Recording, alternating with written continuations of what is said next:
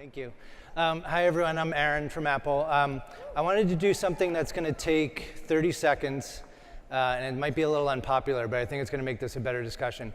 I want everyone to change seats. I want everyone to come closer, because we've been through a long afternoon of sitting and listening, but we want this last panel to be more of a conversation, and I think it'll work a lot better if we're all a little closer together. So even people who are sitting down, I want you to stand up and move in. Everyone get up. We've been sitting, and everyone's tired. Even Rick's like, I'm going front row. Yes, it's happening. Awesome. Oh, good. Nice. Little lights. Oh, All right. You're doing it. Yeah. Good job. Look at that. It's happening. It is worked. happening. Ooh, is that nice? That's called command presence. I know. Aaron's baller. All right, we're going to give you another minute to settle in. If there's some extra seats over here, front rows are open. Come closer. All right, great. Please settle in. We have been, this is going to make a weird sound. Okay. We have all been blown away by today. I've been really moved by a lot of the speakers. The previous panel was amazing.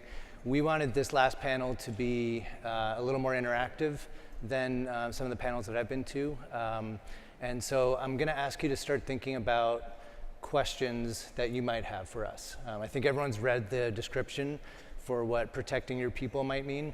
But as I've been talking to people and I've been talking to the panelists, everyone has very different ideas of what that might include.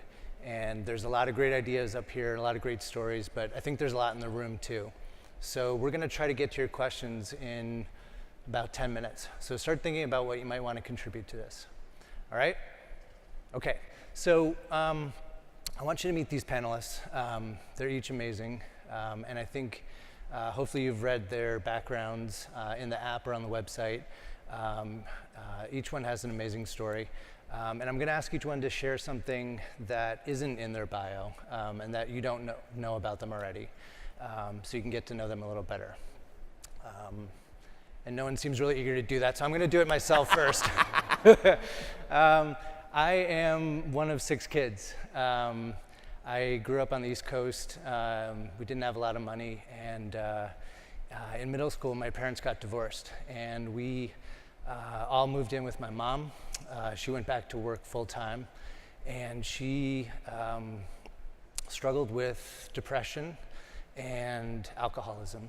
And I think for me, as a middle schooler, I was suddenly thrust into this role where I really had to step in and get involved with the family. And for me, that developed in me very quickly a need to help people and to put others ahead of myself and to really do the hard work to nurture what was great in our family and what we wanted to keep going. And I've been at Apple now for 13 years, and I've been finding in the last couple of years that ability that I have wasn't just something that I had to deal with, in my family life. It was something that I really drew a lot of inspiration from and really loved. And I'm trying to bring that to work more and more. So I'm finding ways to nurture the creative culture that we have in our in-house design team. And it takes, a ridiculous amount of time and effort to think about, who's working on what and where people are sitting and all these, who's on the team, who needs to leave the team, who needs a break. A lot of things that require attention and a lot of detail. And I've found that people don't talk about it enough. And so I've been thrilled to see this panel come together, and I've been really inspired by the conversations I've had with each of these panelists. And I think you're going to get a lot out of this. I hope you hear a lot of things that we've learned, but then we also want to hear from you and find out what you want to talk about. So that's a little about me. Liz. I will go next. Thank you. My name is Liz Valentine, and I was equally inspired and have been by all the conversations that we've been having. We've been getting along swimmingly, even though we all just met. So I started Swift after spending actually most of my career on the client side as a client. And my kind of personal inspiration and reason for starting Swift was actually very selfish. It was to create the kind of work environment that I wanted as an employee after I had my daughter. And so this panel, protecting your people, what I have learned over the years while I started my agency to kind of create the environment that I wanted as a new mom, I have learned that now that has to extend out to everyone who works at Swift, and the people that, the vendors and the partners that we have along the way. So yeah, that's how I'll kick things off. Certainly not in my bio, but kind of a big inspiration and why I love this topic. So. Great. Heidi? Hi, my name is Heidi. I don't have children, but I do have 2 Harley motorcycles. And I love my Harley motorcycles, and I ride them all the time.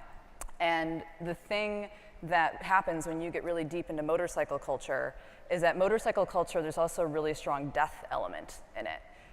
Whenever you talk to a group of motorcyclists, within 5 minutes, they're gonna tell you about some awful accident, a buddy that died. It's really uplifting. And after I've had a couple of close calls myself on the bike.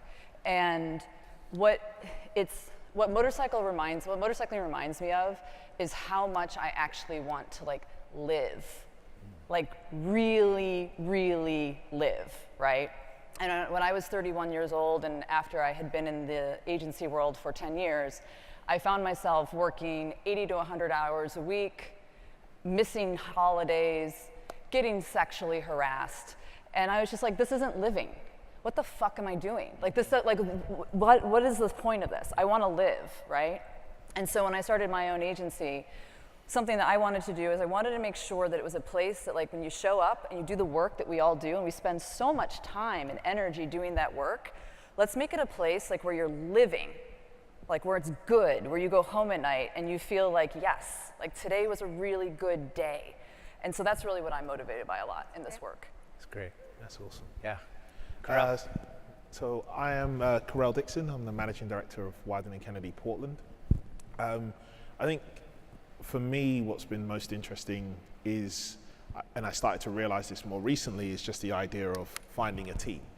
So for me, I played professional rugby for a number of years, and anyone that's played that sport or has watched it, you very quickly realize that there's 15 people on the pitch.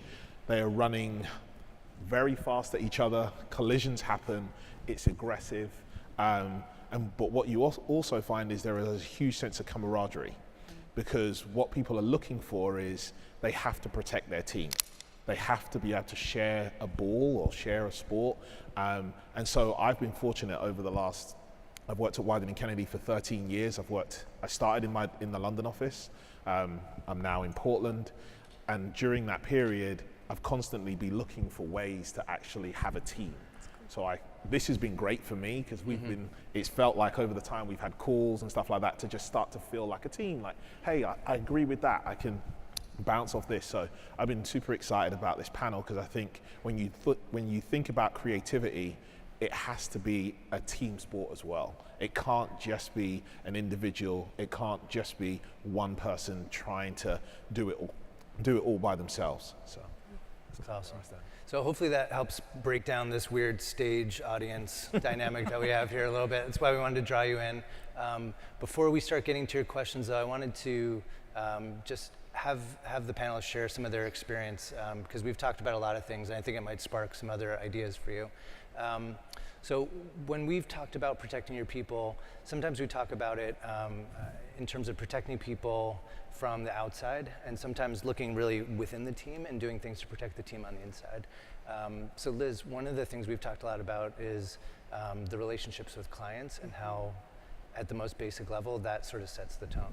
Yeah, so I think it's hard as an agency owner to protect your people if you don't spend time really evaluating your client relationships and the types of clients that you are looking for and bring into the agency. And so we spend a tremendous amount of time in the upfront before we have move forward with any client, really trying to understand what they're looking for in a partner. Are they looking for a long-term strategic partner, or are they looking for is it quick turn, high pressure, not a long-term relationship? And so we made the decision quite early on when we started the agency, is that we were really going to look for long-term strategic partnerships where we could form close relationships over time and really invest in those relationships and have our clients get to know their team members very well. And in doing so, when you're able to form those types of bonds, when it is longer term, when the humanity starts to enter the relationship because you start to really understand each other and you get to know each other over a long period of time, then it's easier to protect your people because they form those relationships with clients. And so we really look to foster that. Everyone at Swift, everyone on the team has a client relationship. So I think sometimes in an agency, it's maybe an account person has the relationship, one or two people. And we really encourage our clients to get to know their whole team, from kind of senior to more junior people on the account. And so you just bring the humanity into it, and you really try and screen it out from the get-go. And these relationships always work out. It's always great. No, they do not. We make mistakes, and frankly, relationships change over time. Yeah. So, you can, start a client relationship and have an incredible partner. So the partner that you maybe interviewed, as much as they're interviewing us, we're interviewing them, and you say, yeah, this feels like an incredible person. I want to work hard for them.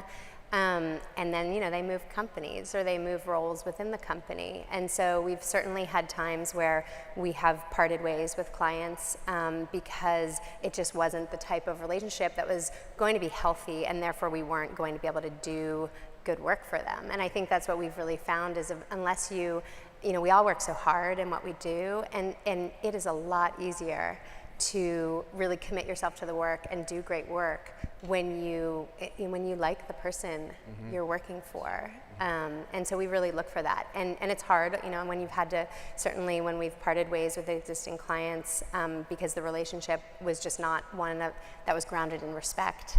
Very challenging things to do, but if you don't, I believe as a leader, if you let kind of toxic client relationships persist, then you're actually not protecting your people. Amen. Yeah. Yeah. Heidi, when you founded your agency, you spoke about a lot of the same things, same principles. What are some of the policies that you guys have to bring these ideas to, like when things don't go well and things are tough, how do you reinforce that with policies? How do I reinforce the policy? Well, for me, policy is everything, right? So one of my biggest pet peeves, and Aaron, I've chewed your ear off on this, is how so many agencies will talk about, we support diverse workplaces, we support you doing the work where you want to do it, when you want to do it, we want everyone to be healthy, we want everyone to do all this shit, and they don't actually put their money where their mouth is and stand behind it. So, for example, most agencies I worked at, I was billed out at 1.5 to 2 times a 40-hour work week, right? At my company, we never assumed weekend work in our billing practices. We only assumed a 40-hour work week. We didn't make the money that other agencies make, right? But why would I kill my people? So it just doesn't make any sense. When you're in a talent-based industry, you have to put policies in place to protect your people because your talent is everything. And I think this industry has gotten it so wrong that we abuse our clients, we abuse our talent for the sake of the clients, and you're basically just shooting your business in the foot. It doesn't make any sense at all. And it also is in ways that we enforce other policies in W&W. So for example, W&W has an unlimited vacation policy, right? And whenever I say that to people, they're like, that is amazing, that's awesome, right? And it is amazing, it's awesome, but actually the data shows that companies that have unlimited vacation policies, people actually take less vacation because they're afraid. They're afraid that they're going to overstep their bounds. They're afraid they're going to be seen as lazy. And we realized this, that people weren't taking their vacations, so we put a policy in place. And the policy we put in place is, if you do not take a minimum of 2-week blackout vacations a year, you are not eligible for a bonus at W&W. Great, Everyone right? took their vacation. So if you talk about unlimited vacation because you think it's important that people take time off, put your money where your mouth is. Put the policies in place. Put the policies in place to support people of color. Put the policies in place to really support women. Stop talking about it and actually do things that might affect your bottom line, but ultimately for your people, it's going to be the right thing. That's really great. And you say you write a lot of that into the contract with clients. Yeah, we do. So in the contracts with the client, no emails after 7 o'clock. We're not available after 7 p.m. No weekend work. That's in our SOWs. It's in our pitch decks. So if a client starts to violate that, I have every legal right to make a phone call to a client and say, hey guys, we signed an SOW. Your lawyers signed it. Let's talk about what's going on. And most of the time, clients are really cool about it. Because if you have the conversation up front, you have the hard conversations up front about this stuff, it's actually not that difficult to reinforce. And to your point, it self-selects the clients. I was just going to say, yeah. Because the clients, you weed them out. Yeah, you weed them out right away. I had one client that was like, there's no way I'm going to work with you like that. I'm like, here's the door. Yeah, it's just not the right fit. It's not the right fit. Yeah. That's great. You were talking about the idea that it's before you sign that contract, how important it is. Yeah. Like when you're looking at clients, when you're building that relationship, like we were having this conversation around the people and the culture of the agency or of a company, or what are the tangible assets that we have. So when you're looking at any client, the most power you have as a company is just before you sign that contract. That's when you can dictate the terms. That's when you can say, hey, this doesn't work for us. And as we said, there might be a bottom line issue with that, but the truth of the matter is the long-term strategy and the importance it is for your people, which is the lifeblood of your company, cannot be missed.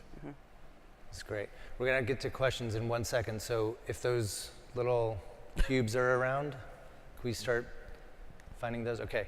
Karrelle, before we go to questions, we talked a little bit about culture within a team and what kinds of things you do to create a place that's not just safe for people to express themselves, but to really take risks. Can you talk a little bit about that? Totally. I mean, I think for us, and we're a big believer in like modeling from an agency standpoint. So what does the leader look like? How do they behave? How do they show up? So for me, what's become really important, like I struggled with the conversation more recently around safe spaces, because as an agency, we constantly are challenging and being provocative.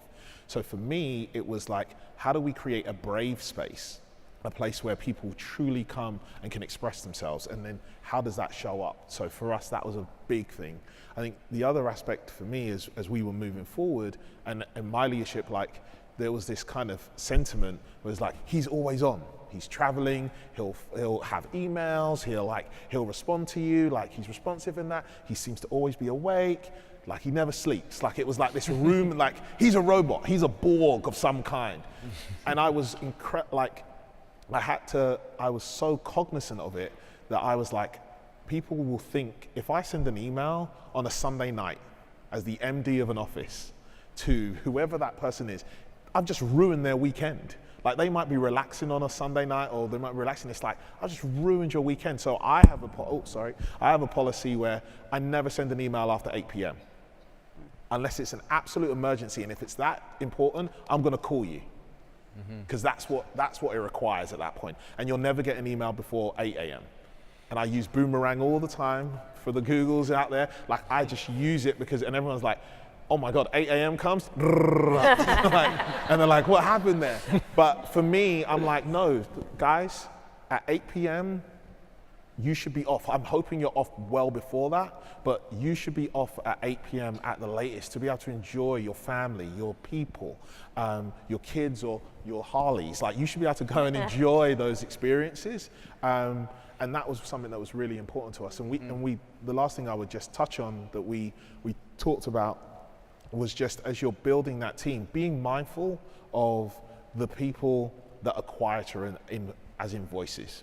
Like you often find that the individuals that are really squeaky, oh, I didn't have time off, or I didn't get to do this, they're the really vocal people. And we talked about this about the idea of, Oprah had this idea of new rooms, or people might have seen this, where it was just giving people a sense of, if you're the most senior person, or you're the most knowledgeable person, or you might be the richest person in the room, or whatever that is as a leader, where do you get your energy from? How are you protecting yourself? So for us, that became, how are we finding new rooms? What rooms are you going into? Like, where is that inspiration? Coming to the 3% for me is a new room. I'm gonna get a ton of energy. I go back and I'm like, we can think about this. Do you know what? We have open policy. You don't take 2 weeks, I'm sorry, no bonus. Yeah. And I'm cool with that. Done. Because we have to Said it. force a behavior, and again, Yeah. because the leaders have to model on it. Yeah. Yeah, we found that we all had like so much energy and passion for helping our teams and helping our people, but that I think we all as leaders of groups or leaders of a team, you have to think about how you're protecting yourself and how you're modeling the kind of behavior you want to see. So, you took a sabbatical this summer, and that 5 weeks, I think, showed your team that the vacation talk wasn't just talk. And I think we all need to do what we are always telling our teams to do, and I feel like we often forget that. I want to get to your questions. I want to see where you guys want to take the conversation. So if you have a question, can you stand up? And if no one stands up, I'm going to start calling on people. Good. Okay, great. And please speak directly into the weird cube. Hi. Great. First of all, is anybody hiring? Because everything you guys are saying is exactly where I want to work. I'm going to cover my name tag. Wanted to ask. I see you. As a mid-level director that me and my partner are, we were actually both talking about this. We try to protect our people every day. We go above and beyond. We're great partners at that. But then there's a level above you that sort of has their own agenda and their old school ways of operating. So any advice on how we can, as the future leaders of the company, keep protecting our team and keep mentoring them when the over here sort of has another idea? It's a great question. Karrelle, do you want to take a stab at that? I 'Cause can I think you certainly each started start. a company. I'm because conscious the ladies have started a company. For me, I think the important part that you have to be able to do is just be honest about the conversation that's happening. Like, I think when you get pretty senior, often what ends up happening is you're working on the business, not in the business. And so it creates a real distinction. Like, you don't get to feel what it's like when someone says, the brief came in on a Friday night and we've all got to work this weekend. And so the person's like, well, it's just got to get done, right? The work comes first. It's so important. So being able to say, hey, time out. No, we're not presenting that until this point. And hopefully you've got leaders that are comfortable enough to actually dictate the terms, like these two ladies have talked about, of like, no, we're not going to present until then. Like, if you want great work, that's going to take time, and that's going to need the space to be the thing that you want it to be. So I think being honest in the conversation and then leveling that up to your leaders, I think is what gives them the confidence to go out there and say, no, this is what our team won't work for that. And then you have. I have another thing to say there too.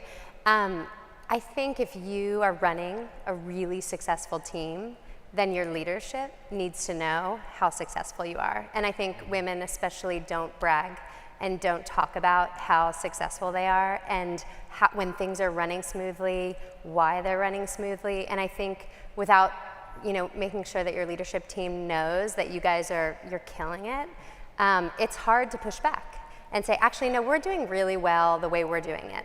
And so I think it's just important to make sure that your success is really widely known so you can start to call the shots. Because if you're delivering time and time again, I'm assuming you're at an agency, your clients are happy, you have low attrition, team's doing great, it gives you some leverage. So I would use it. Totally. All right, a lot of people stood up. Oh, great. Hi. So as somebody who works in consulting to creative agencies and other locations, tech and all sorts of other things, one of the things that I think about when I think about protecting your people in the current environment in which we're all living is that exterior trauma is having a lot of impact on people's capacity to be creative. And I'm seeing this a lot in the work that I do, especially in the context of immigrant talent, where there's a tremendous degree of fear about being deported or not being able to travel, or the impact to one's family, children, especially if folks have undocumented people in their families or are undocumented themselves. And so I'm just curious from the standpoint of protecting your people, not only to get the creative results that you want, but also to create healthy teams, what your thoughts might be on that. That's a great question. We've dealt with this Heidi. quite a bit at Yeah. W&W. We have over half the staff is people of color. We have immigrants, and we have people who have undocumented family members at W&W. And I think a lot of it is just, you have to really listen as a leader and quietly gather the information. So I don't want to put anyone on the spot on my team, being like, hey, I know your relative's undocumented, how you doing? You know, like that's very inappropriate for me to do as a leader, but I hope I've created a space where they know they can come to me, because I do know these things about their family, right? And to be able to say, you know what, take some time. Take some time. We're gonna be okay. I'll figure it out for you. Not I'll figure it out for you, but more like I will figure out what's going on here. You go do what you need to do. So I think the work in that actually comes before the moment that we have a wonderful administration moment, right?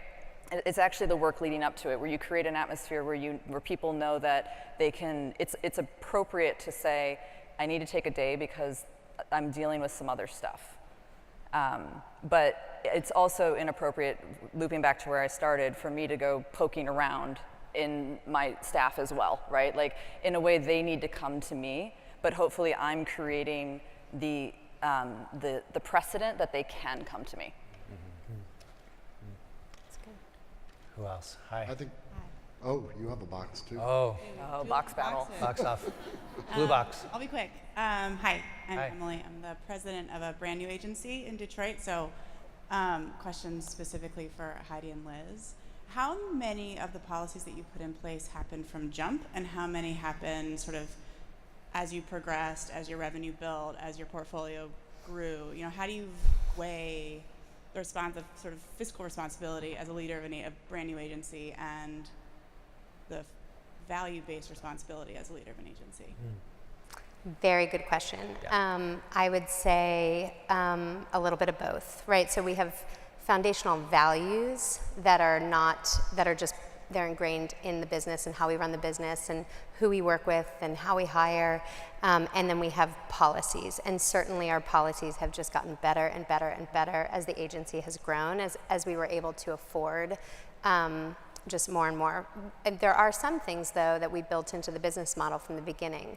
So we've always paid 100% of employee health insurance, and which is very atypical. Most people, employees have to contribute. But we found right when we started the company, our salaries weren't very, compelling because we were just starting out. And we had people who opted out of the health insurance because they couldn't afford the contribution. And we were like, oh my gosh, that can't be. You could get, and I'm like, my mama bear came in, and I was like, but what if you get hit by a bus? And so we just decided we're just gonna pay 100%. And we couldn't afford to do it, but because we built in our business model, it meant that our initial office space was pretty crappy for a while, right? So we decided where we were gonna invest. And we've always invested in people, but I will say, like, our maternity policy has just gotten better over time, and that's just based on the minute we could make it more compelling and add another month and add another month and add another month. We did.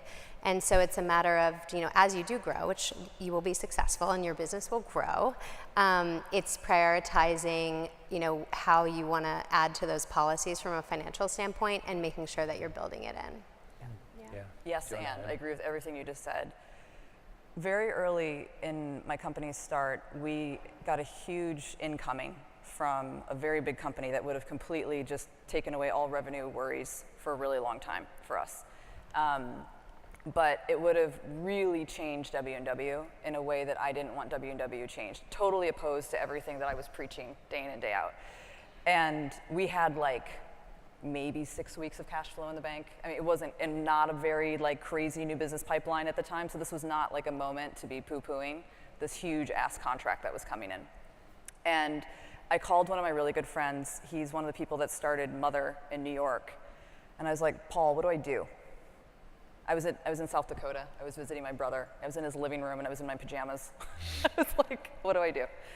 And he gave me the best piece of advice. He said, Heidi, in order for the right things to come in, you have to make space for it.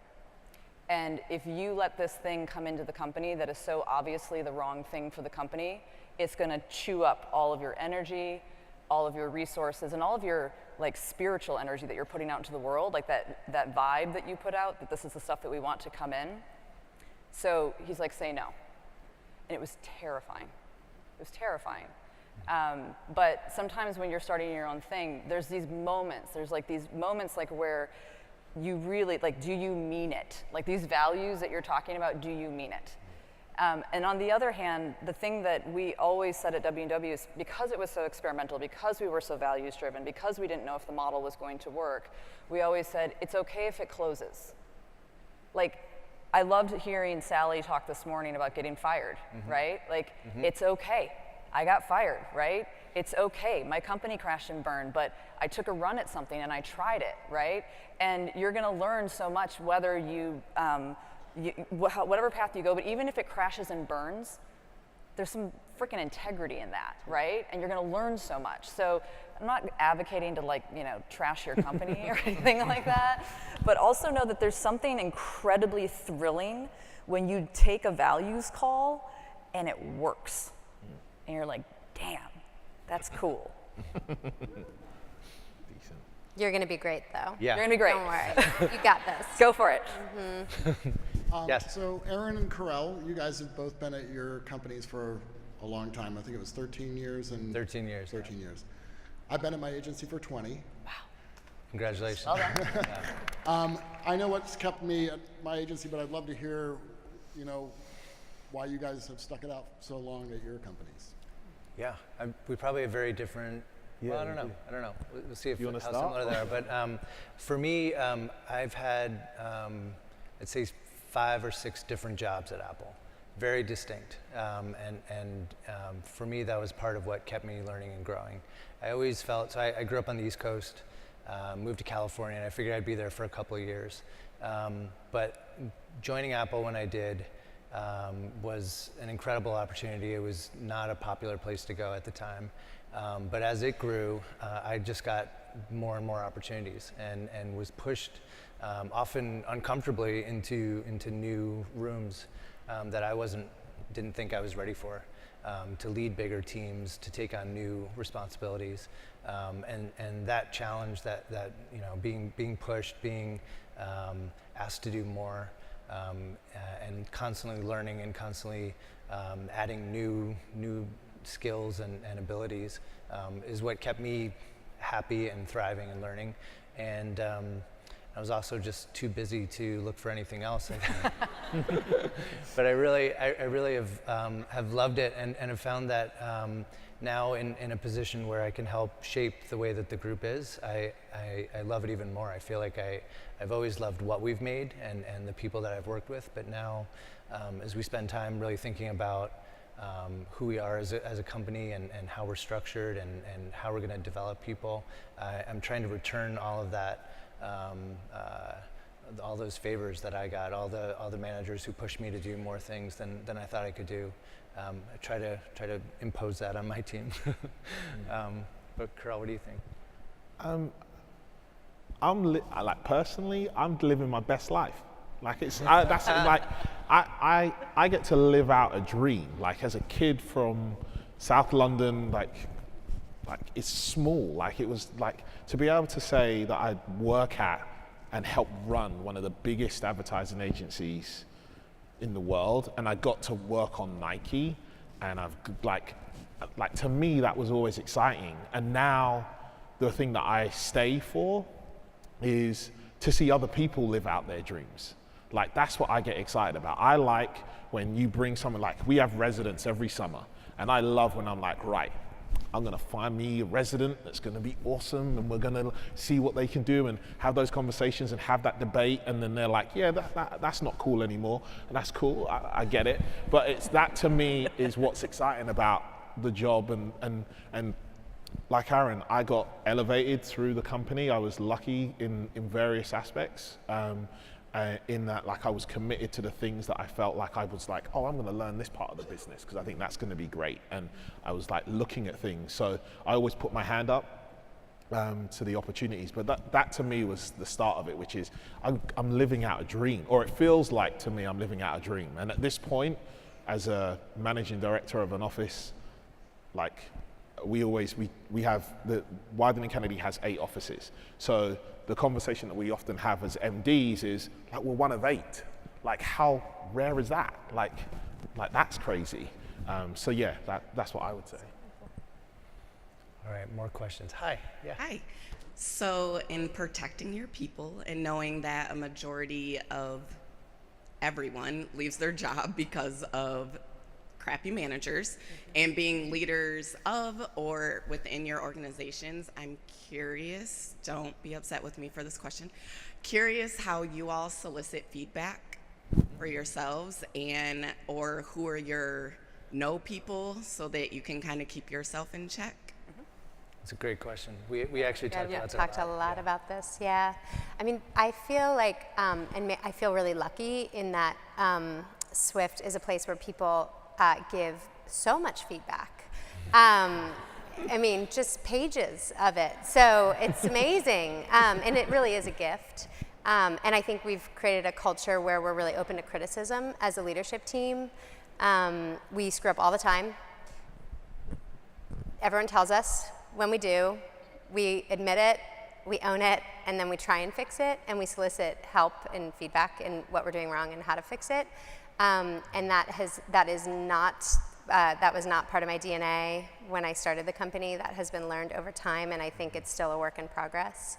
And so I think that if you as a leader are not willing to admit when you've screwed up and take responsibility for it, and like truly when you hear feedback that can be really painful and difficult, just acknowledge it and own it and try and move on and get better, then no one's going to give you that feedback. And so, I mean, there's things in place. Obviously, we do the employee satisfaction surveys. That's where we get pages and pages. Like, people write like a page of feedback, like specific. I mean, it's great. And then we also, we don't just like get it anonymously in a survey, then we present all the data to the staff and all the themes, and then we all sit down and we talk about it in a room. And so it's like eye to eye, face to face. And then, I get feedback a lot from the people. We do 360 reviews, right? So you're getting feedback. But you have to create a culture where people aren't afraid to criticize you. And I think as a leader, if you just never admit that you've screwed up, no one's gonna give you that feedback again, because why waste their time? Kind of comes down to that. Yeah, I think as a manager, you have to know what's going on with your team. One of the things we talked about was the physicality of our work environments and how that affects it, and that the culture of offices and kind of closed doors. And we heard in the last panel about needing to create caves and safe spaces for creatives to work, but we all felt like it was really important to stay very connected to our teams, even if you're commuting from London to Portland, finding ways to like stay really connected and to be talking to your people all the time allows you to have that kind of environment where feedback is common and you know what's going on. Yeah, none of us have offices, which I thought was really interesting. No. Yeah, I use, like, I'm constantly thinking, I have this written on my wall next to my desk, 2 ears, 1 mouth. And I'm constantly like, how am I listening? And what am I doing for that? Like, it's like, and people can see what I'm working on. Like, I'm very open. Like, I have a coach, I get feedback, and I did that, I solicited that, so I have a coach that I work with. And as we work through that, I made sure it was visible. Anyone that comes near my desk, they can see what I believe I'm working on in the organization. So there is no like, oh, you're not doing that. And then I'm like, guys, you guys need to keep me honest in that situation. Like, am I doing what I should be doing? So. Yeah, but I think part of what Liz said was not just getting the feedback, but listening it and owning it and doing something about it is I think what people really respond to.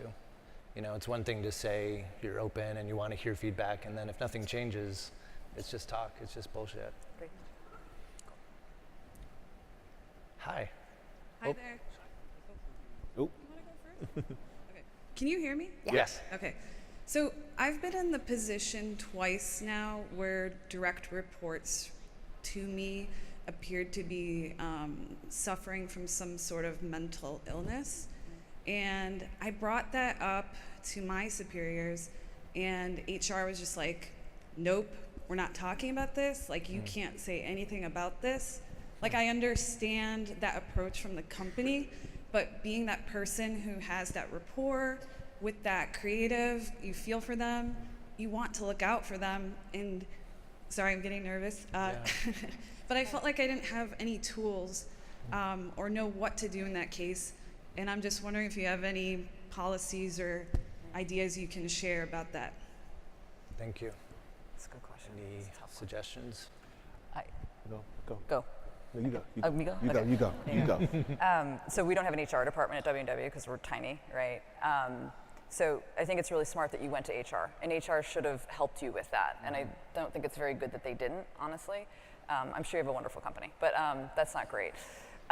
In the times that I've noticed that we've noted similar things at W&W, we've, each person that works there we do a weekly one-on-one with them, so they're constantly supported by somebody who's above them.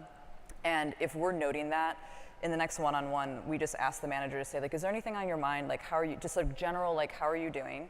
And then see how much they give, and then really say, hey, you know what, you haven't taken a vacation in a really long time.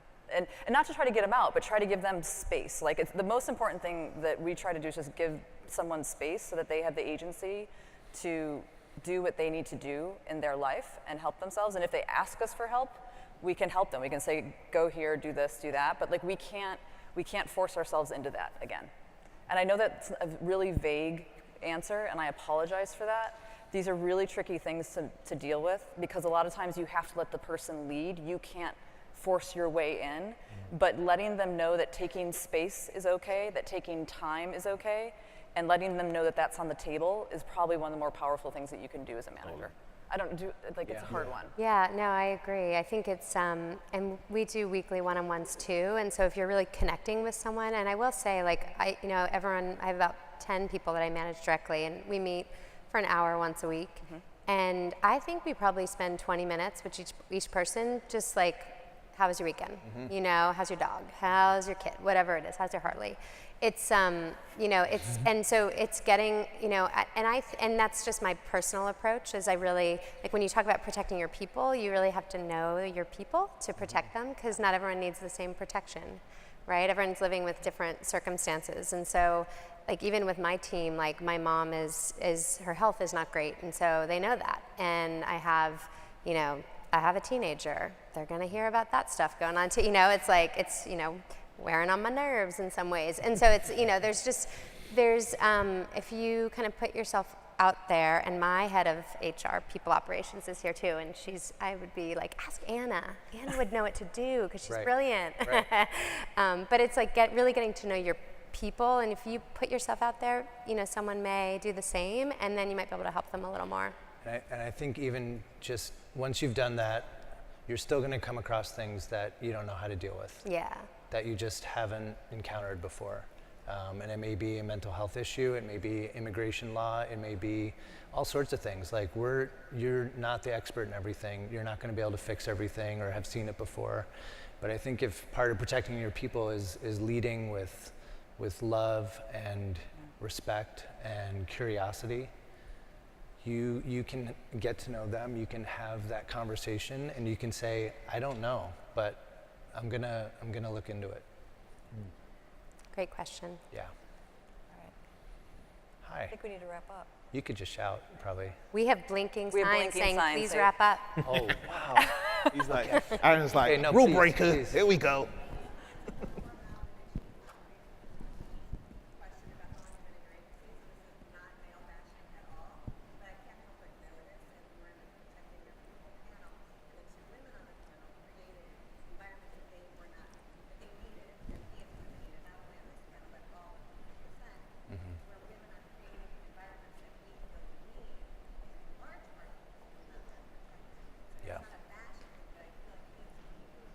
Yep.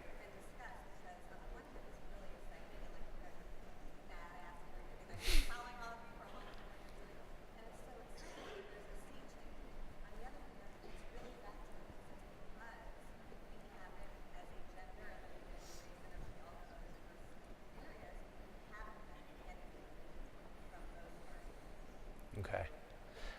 Yes. So Thank you. just because I know not everyone could hear that, there's no great way to summarize that, so apologies. But Karrelle and I have succeeded and stayed for a long time at our places, and both Liz and Heidi left to make the spaces that they wanted to work in. And I think it's an accurate observation. But do you want to talk just quickly? I know we're being asked to wrap up. Do you want to just mention part of why you've done that, and Because it sucked. yeah. And no one was going to build it for me. What so, she said. Yeah. So do it. Go build it. Yeah. Yeah. Thank you. Good note And to thank you end to our on. panelists. Thank you so On that much. note. I'm sorry we have to wrap up.